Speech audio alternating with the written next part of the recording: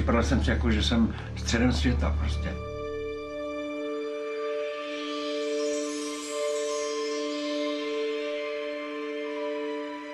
A že to mám jako na starosti, ovlivňuju to tím, že třeba kouřím cigarety, nebo prostě mám nějaké emoce, takže že to jako řídím, no. To znamená, když přišla nějaká přehánka nebo bouřka, nějaký tornádo v Americe, tak jsem si myslel, že jsem to prostě zavinil já.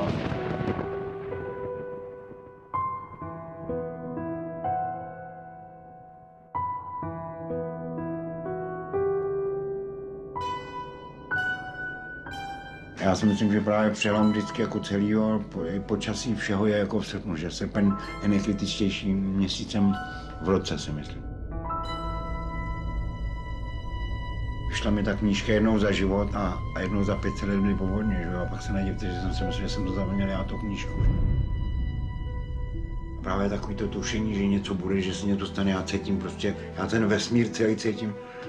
Proto mě neustále třeba bolí ten žaludek, nebo to, protože furt je nějaký průser v tom vesmíru. Furt se něco děje.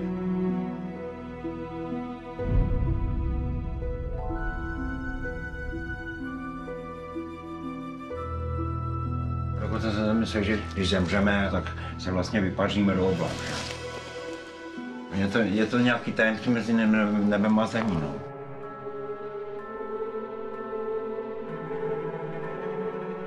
Prostě já jsem vnímal časoprostor, takže jsem vnímal jako paprsky z hlavy i do hlavy jako kruh 365 stupňů.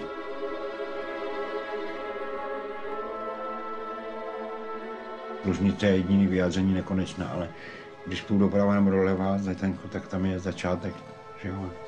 Tak vlastně představit si kouli jako na kouli začátek a konec, to je těžký.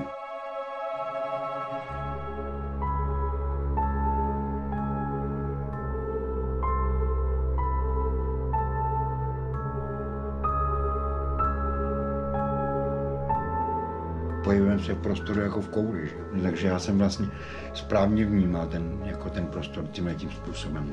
Ale zřejmě člověk musí to vnímat tak, jak to ty lidi vnímají, zleva doprava, psát a vnímat, aby se nezbládnil, že já jsem se zbládnil.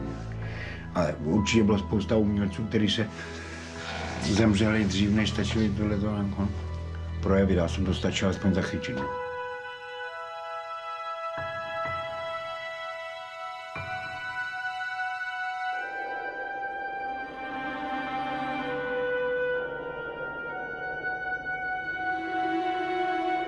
Obyčejně psaný text, jako takzvaný primitivní, normálně, to je pro mě strašně primitivní. Jo. Tohle to je prostě pro mě dorozumívání.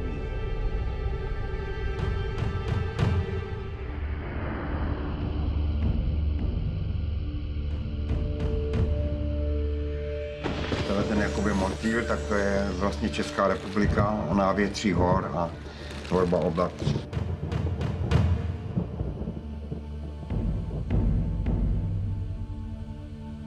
Dá se říct, že jsem se vznášel, jo? Že ono to jde se vznášet prostě jakoby v prostoru nad zemí, jako.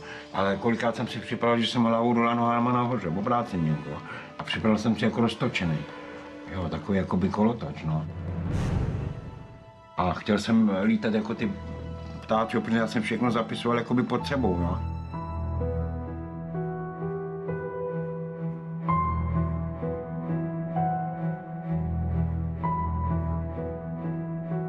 Jsem si myslel, že prostě řídím celou země kouli, jak jsem potřeboval to natlat, protože se nemohl být všude. Tak jsem prostě, to myslím, Mexický záliv zrovna. A udělal jsem tam Indiána. Papagájem na rameni. Protože já jsem zastával názor, že prostě pevniny z vesmíru jsou podobné věcem, které jsou na Zemi.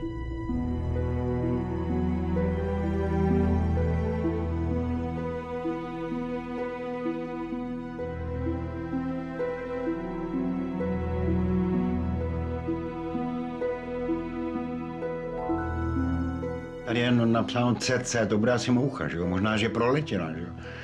A těch souvislostí je tolik, že všechno jsem nestačil zapisovat, jenom něco prostě.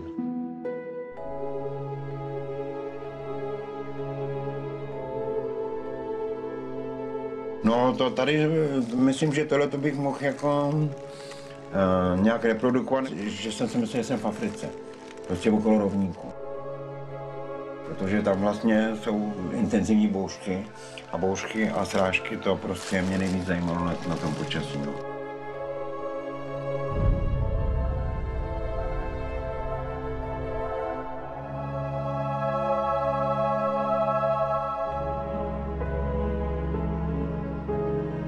Dění v oblacích je něco jako u lidí sexuální hád, tak dění v oblacích je něco podobného, taky se říká čerty sežení, že jo.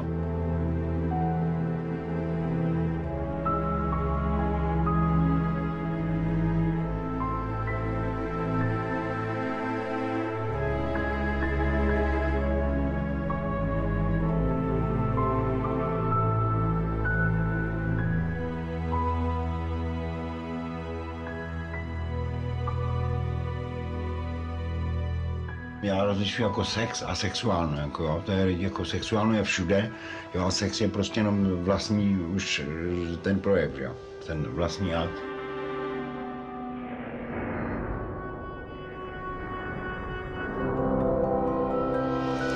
No, tohle je taky krásný.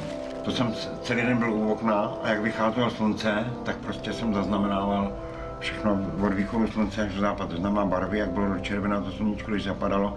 A teď jak lítali ty opařenci, ptáci, strachy, holuby, poštolky, vrabci.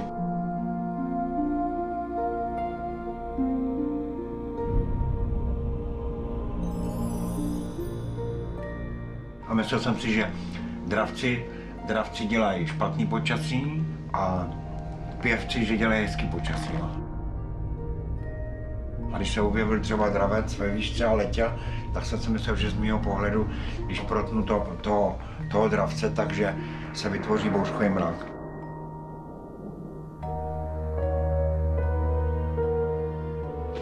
Já jsem je považoval za inteligentnější než člověka, který umí lítat. Já jsem to záviděl. A dokonce se musím přiznat, že jsem jako přemýšlel nad tím, že kdybych udělal šipku z okna, jaký by to bylo, kdybych jako letěl. Takže možná, že to je takový zářný příklad, proč někteří lidi spáchají sebevraždu.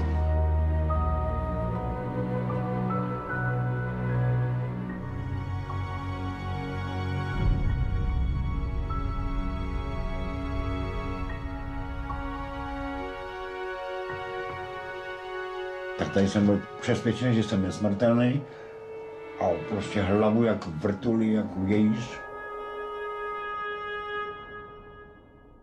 Já jsem si myslel, že jsou mimozemské civilizace, že nás ovládají na dálku, no. Že nás řídí počítačem. Jsem měl jinou kultu jako poruchy vidění, že jsem viděl do hranata místo do kulata. Jak vidíme do kulata, tak jsem měl místo, a to jsem měl obrazovky počítačový.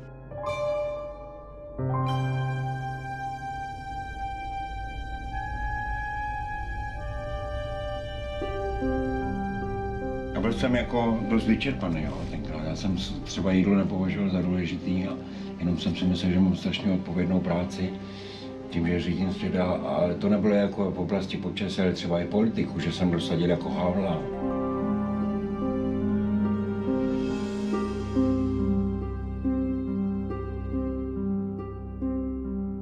Jak se mi ten čas prostě zrychloval anebo zpomaloval, tak jsem vlastně předbíhal jsem sám sebe svou dobu, jakože místo, abych měl stín za sebou, tak jsem měl stín před sebou. Jo.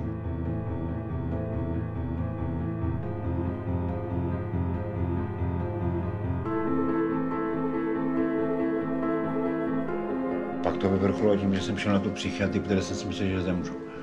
Respektive jsem si myslel, že to nevydržím a že se zabiju.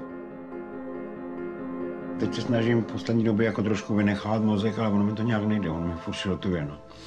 Takže se snažím dospávat aspoň 6 hodin denně. Já jsem dneska vyhodil těch flašek asi 20 už. Jo, a postupně to jako vyhazuju, jenže tím, že si kupuju nový, takže to furt přibývá tady v tom právě vodu, protože nevěřím, že teďko, že pořád poteče voda a že kdykoliv otočím kout, že poteče voda. Takže já tomu nevěřím. Že čekám na zlý časy. V tom článku, teďko to byl naposled v tom Ústeckém deníku, tak tam psali o tom, že vlastně tyhle ty věci nemusí být jako jenom umělecký díla, ale jakoby jako podkladový materiál pro, já jim říkám mozkologii, psychiatrii, psychologii a tak.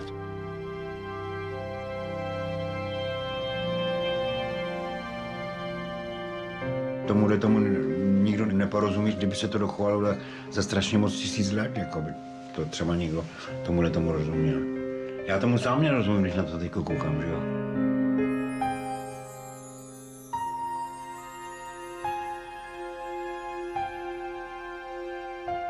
Bylo to hodně vyčerpávající ty obrazce, ale zachránili mi život, protože jsem vlastně ventiloval ty své myšlenky a problémy a to, co mě pronásledovalo. A neměl jsem odvahu prostě udělat něco horšího. Tak jsem rád, že jsem se dožil toho, že to cestuje po světě a že prostě se našli lidi, kteří nejen jako, že jim to něco říká, pochopili to a chtějí s tím něco dělat. Aby to lidi viděli, aby viděli vlastně, co je schopný vlastně lidský mozek nebo to prožívání jako zažít a co je schopný vyprodukovat.